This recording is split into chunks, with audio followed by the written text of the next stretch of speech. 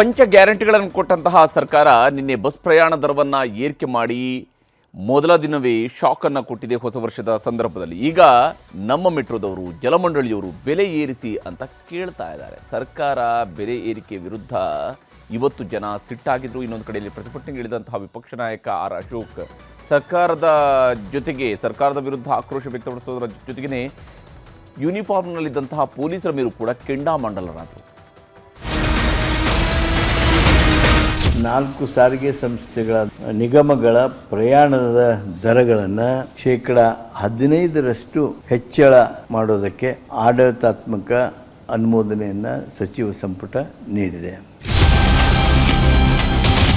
ಸರ್ಕಾರ ಮೋಸ ಮಾಡ್ದಂಗಲ್ವಾ ಗಂಡ ಹೆಂಡತಿಗೇನೆ. ಇಲ್ಲಿ ನಮಗೆ ಫ್ರೀ ಮಾಡಿದ್ದಾರೆ ಅಂತ ಗಂಡಸರ ಮೇಲೆ ಹೊರೆ ಬರ್ತಾ ಇದ್ದದು. ನಂಬಿಕೆಗೆ ದ್ರೋಹ ಬಗ್ದಂತ ಸರ್ಕಾರ ಇದು. ನನ್ನ ಹೆಂಡತಿಗೆ ಫ್ರೀ ಅಂತ ನನಗೆ ಡಬಲ್ ಮಾಡಿದ್ರೆ ನಮ್ಮನೆ ದುಡ್ಡೇ ಖರ್ಚಾಗೋದು. ನೀವು ಮಾಡಿದ್ದೇನು ಅಭಿವೃದ್ಧಿ ಒಂದು ಬಿಟ್ಟು ತಲೆ ಬೋಡಿಸೋ ಕೆಲಸ ಮಾಡ್ತಾ ಇದ್ದೀವಿ. ಬಿಜೆಪಿ ಅವರಿಗೆ 5,900 ಕೋಟಿ ಸಾಲ ಯಾಕಿಟ್ರಪ್ಪ ಅಂತ ಒಂದು ಪ್ರಶ್ನೆ ಕೇಳ್ತೀನಿ. ಸಾರಿಗೆ ಬಸ್ಗಳಲ್ಲಿ ಓಡಾಡುವವರಿಗೆ ರಾಜ್ಯ ಸರ್ಕಾರ ಶಾಕ್ ಕೊಟ್ಟಿದೆ. ಗಂಡಸರ ಜೇಬಿಗೆ ಕತ್ತರಿ ಹಾಕಿದೆ. ಕೆಎಸ್ಆರ್ಟಿಸಿ, ಬಿಎಂಟಿಸಿ, ಕಲ್ಯಾಣ ಕರ್ನಾಟಕ ಸಾರಿಗೆ ಹಾಗೂ ವಾಯುವ್ಯ ಕರ್ನಾಟಕ ಸಾರಿಗೆ ಪ್ರಯಾಣ ದರವನ್ನ ಶೇಕಡ 15ರಷ್ಟು ಹೆಚ್ಚಿಸಿದೆ ರಾಜ್ಯ ಸರ್ಕಾರ. ಸರ್ಕಾರ ಹೀಗೆ ಬೆಲೆ ಏರಿಕೆ ಅನ್ನುತ್ತಲೇ ಜನರು ಹಿಡಿಶಾಪ ಹಾಕಲು ಶುರು ಮಾಡೇ ಬಿಟ್ರು.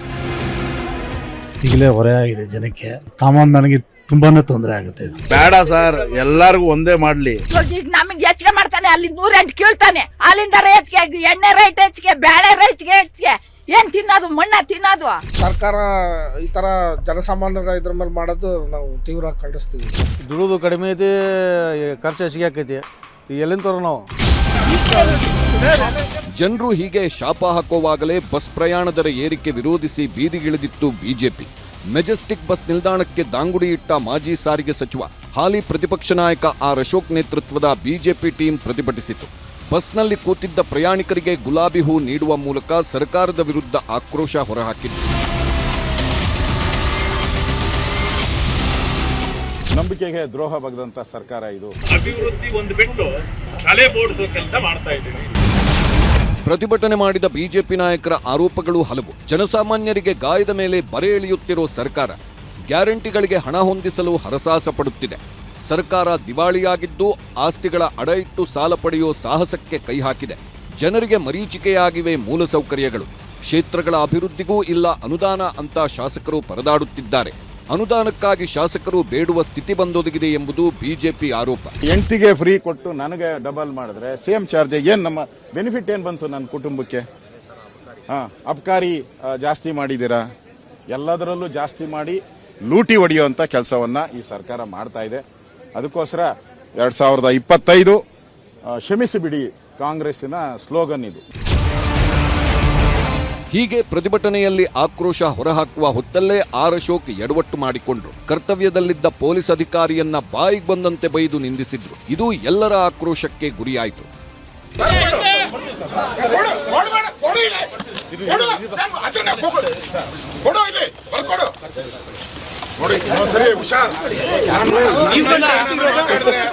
ನೀನು ದೌರ್ಜನ್ಯ ಮಾಡಿದ್ರೆ ಪೊಲೀಸ್ ದೌರ್ಜನ್ಯ ಮಾಡಿ ನನ್ನ ತಳ್ಳೋದು ಮಾಡೋದು ಮಾಡಿದ್ರೆ ಹುಷಾರ್. ನೀನ್ ಮಾಡ್ತಾ ಇದ್ದೆ ಅದೇ ಕೆಲಸ. ಬರ್ಕೊಡು ರೈಟಿಂಗ್ ಅಲ್ಲಿ ಕೊಡಪ್ಪ, ಕೊಡು. ಏನ್ ಮಾಡ್ತಾ ಇದ್ದೆ? ಬರೀ ಕೂತ್ಕೋ. ಬರ್ಕೊಡು.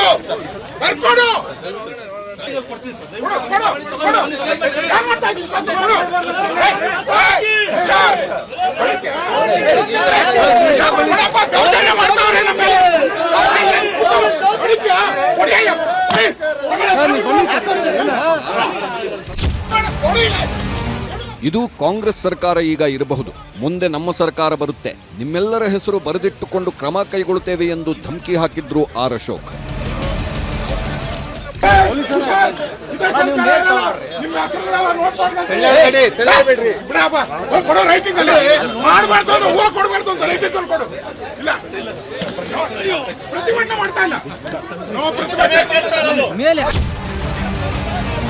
ಹೀಗೆ ಆರ್ ಅಶೋಕ್ ಟೀಮ್ ಸರ್ಕಾರದ ವಿರುದ್ಧ ಮುಗಿಬಿದ್ದಿರುವಾಗಲೇ ಸಾರಿಗೆ ಸಚಿವ ರಾಮಲಿಂಗಾರೆಡ್ಡಿ ಹಳೆ ಲೆಕ್ಕ ಕೊಟ್ಟು ತಿರುಗೇಟು ನೀಡಿದ್ರು.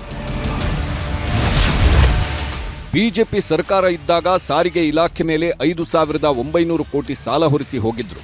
ಆ 5,900 ಕೋಟಿ ಹೊರೆ ಕಾಂಗ್ರೆಸ್ ಸರ್ಕಾರದ ಮೇಲೆ ಬಿದ್ದಿದೆ. 2020 ಜನವರಿ 26ರಂದು ಬಿಜೆಪಿ ಸರ್ಕಾರ ಟಿಕೆಟ್ ದರ ಏರಿಕೆ ಮಾಡಿತ್ತು. ಯಡಿಯೂರಪ್ಪ ಸಿಎಂ ಆಗಿದ್ದಾಗ 12% ಏರಿಕೆ ಮಾಡಿದ್ರು. ಆಗ ಡೀಸೆಲ್ ಪ್ರತಿದಿನಕ್ಕೆ 9 ಕೋಟಿ ಖರ್ಚು ಆಗ್ತಿತ್ತು.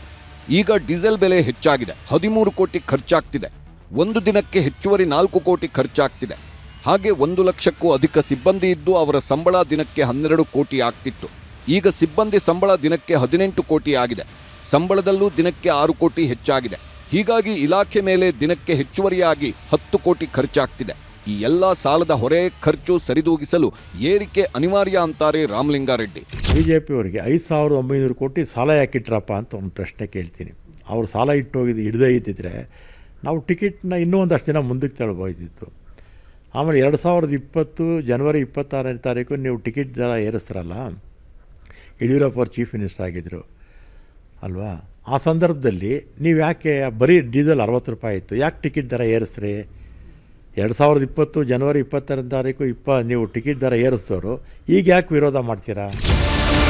ಇನ್ನು ರಾಜ್ಯದಲ್ಲಿ ಸಿದ್ದರಾಮಯ್ಯ ಸರ್ಕಾರ ಅಧಿಕಾರಕ್ಕೆ ಬಂದ ಮೇಲೆ ಹಲವು ಸೇವೆಗಳು ಹಾಗೂ ವಸ್ತುಗಳಿಗೆ ದರ ಏರಿಕೆ ಮಾಡಲಾಗಿದೆ. ಆ ಪಟ್ಟಿಗೆ ಈಗ ಹೊಸದಾಗಿ ಬಸ್ ಟಿಕೆಟ್ ದರ ಸೇರಿಕೊಂಡಿದ್ದರೆ ದರ ಏರಿಕೆ ಪಟ್ಟಿಗೆ ಸೇರಲು ಇನ್ನೂ ಕೆಲವು ಕಾಯ್ತಿವೆ. ಇದು ಗ್ಯಾರಂಟಿಗಳಿಂದಾಗಿ ದಿವಾಳಿಯಾಗಿರುವ ಸರ್ಕಾರದ ಬರೆಗಳು ಅನ್ನೋದು ಪ್ರತಿಪಕ್ಷಗಳ ವಾದ. ಕಂಪ್ಲೀಟ್ಲಿ ಎಲ್ಲ ಸಾರಿಗೆ ಸಂಸ್ಥೆಗಳು ಲಾಸ್ನಲ್ಲಿದ್ದಾವೆ. ಯಾಕಂದರೆ ಸರ್ಕಾರದ ದುರಾಡಳಿತ ಮತ್ತು ಅದನ್ನು ಸರಿಯಾಗಿ ಆಡಳಿತ ನಿರ್ವಹಣೆ ಮಾಡದೇ ಇದ್ದುದರಿಂದ ಇವತ್ತು ಈ ವ್ಯವಸ್ಥೆ ಬಂದಿದೆ.